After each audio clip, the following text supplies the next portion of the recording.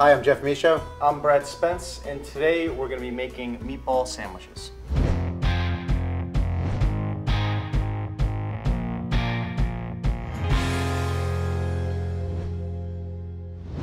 The key to good meatballs, in my opinion, is 3 different kinds of meat. We're going to have beef, we're going to have pork, and we're going to have veal. We're going to mix everything together. Does it matter the size of the grind that you get it from the butcher? You're looking for like a relatively fine grind. You know, you don't want something really coarse that when you cook it, you're going to, bite into big chunks of meat. And the next step is a very important one. We're going to take bread and we're going to soak it in milk, and that's going to make it a little bit lighter than your average meatball. And you're going to kind of just toss it around to kind of break up the bread a little bit and squeeze the excess milk out. And again, this is what's going to make the meatball really nice and light.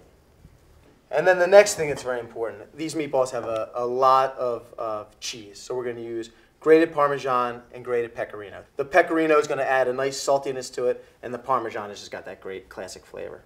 So add that in there. It looks like a lot of cheese, and it is, but that's kind of like what the meatball is all about. So we're just going to mix everything together. Then we're going to get in there with our hands. And you don't want to over mix these. You want to kind of get in there and just mix it till it all comes together. If you were to mix this too much, the meatballs would be like really gummy and kind of rubbery. So you want to be careful not to overmix. So we got some garlic in there, black pepper, garlic, salt, and 3 eggs, and then your parsley. Now you don't have to add as much salt because the cheese adds that. Yeah, and you gotta watch that. Yeah, you gotta make sure that you watch the salt. So you get in here and just mix it up. Mix it all together. Mix all that salt in there. So we're just going to go through, get our portion, and then just roll them out. It's a little bit messy, but it's worth it. So we got a pan here with a little bit of grapeseed oil, or you can use any kind of nut oil. You want something that has a higher burning temperature, so you can get the oil hotter without it smoking. So you want to keep it on like a medium flame. Make sure the oil gets nice and hot.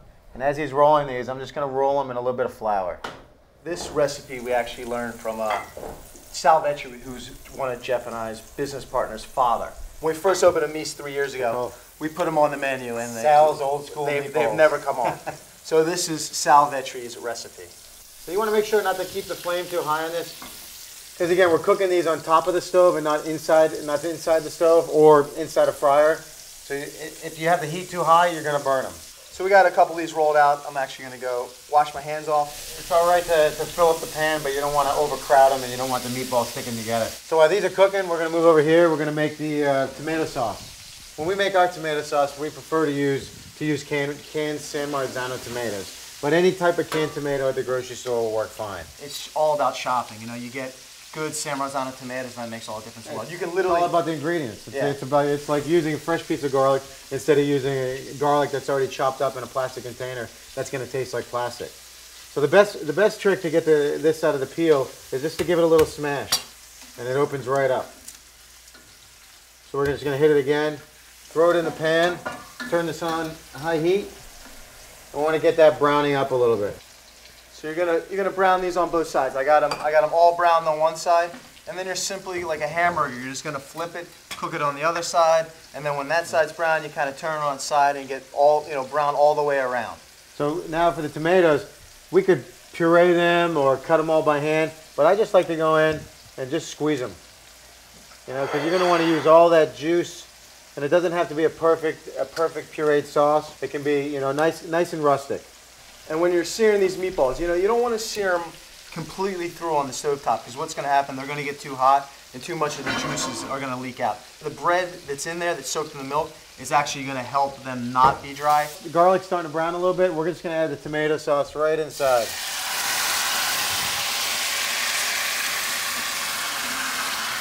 That's a hot pan. Yeah. You might want, if it's that hot, you might want to pull it off the heat a little bit, just because you don't want it to. Sometimes the oil will catch it on fire and you get a little bit of flame up. You don't want to season the tomato sauce up a little bit. You don't want to make it too spicy. We're just going to put a little pinch of some chili flake. We're going to hit it with some kosher salt and a little bit of black pepper. All right, so these are about ready. We'll bring this up to a boil. Let that stew for like a second. Just don't forget to take out the 2 pieces of garlic that are in there, because there's nothing worse than biting into 2 pieces of garlic. Unless you're from Jersey, then you can eat the 2 pieces of garlic. It's my favorite part of the sauce. All right, so we're just going to cook these through. They'll probably take, what, like another 10 minutes? Yeah, more or 10 less. minutes. You know, you could cook them longer if you wanted to, but we like them to cook them till they're just done, so they're still juicy inside. So while that's rocking, it's a really simple setup. These are like hot dog rolls almost. It'll fit probably about 1 or 2 or 3. We'll jam 2 in there. Okay. Hey, you want to fill up to the next one while I cut some basil for this? All right, so we're going to make 2 sandwiches here. Get a little bit of that sauce on there. And then, just to finish it off, we're just going to put a little bit of grated Parmesan cheese right over top. And we're going to top it with some fresh basil. This is called a chiffonade. Kind of stack the basil all on top of itself, roll it up, and then just give it a quick chop like that. Kind of fancy. There we go.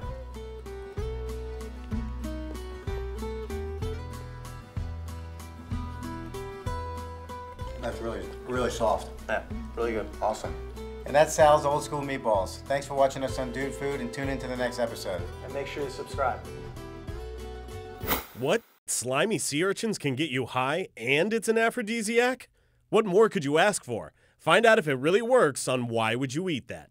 Or if totally awesome, mind-boggling, slow-motion extreme explosions are more your speed, find out what we're blowing up this week on Taste Explosions. On Star Chef Secrets, you can learn how to take Latin cuisine to a whole new level with spectacular creative dishes by all-star chef John Sedlar. And Oktoberfest may be over, but that doesn't mean we can't still guzzle beer along with delicious homemade pretzels, courtesy of the Dude Food Dudes. What about an incredible chocolate pudding and bacon custard concoction? Join Chef Kevin Gillespie in his never-ending pursuit for the best in bacon. Can the Why Would You Eat That boys trick Georgia into eating what she thinks is a delicious burrito? What are they serving up this time on Why Would You Eat That? Add some spice to life with the Food Network's Hot Tamales. They'll teach you all you need to know about prepping for a fabulous Mexican fiesta. Get the recipe for an over-the-top BLT sandwich with an awesome Dude Food twist. Swordfish. Learn how to upgrade your BLT to a killer surf and turf masterpiece. And who wants to taste a nauseatingly bad-smelling food? The Office does. Watch your favorite employees attempt stinky tofu on Why Would You Eat That?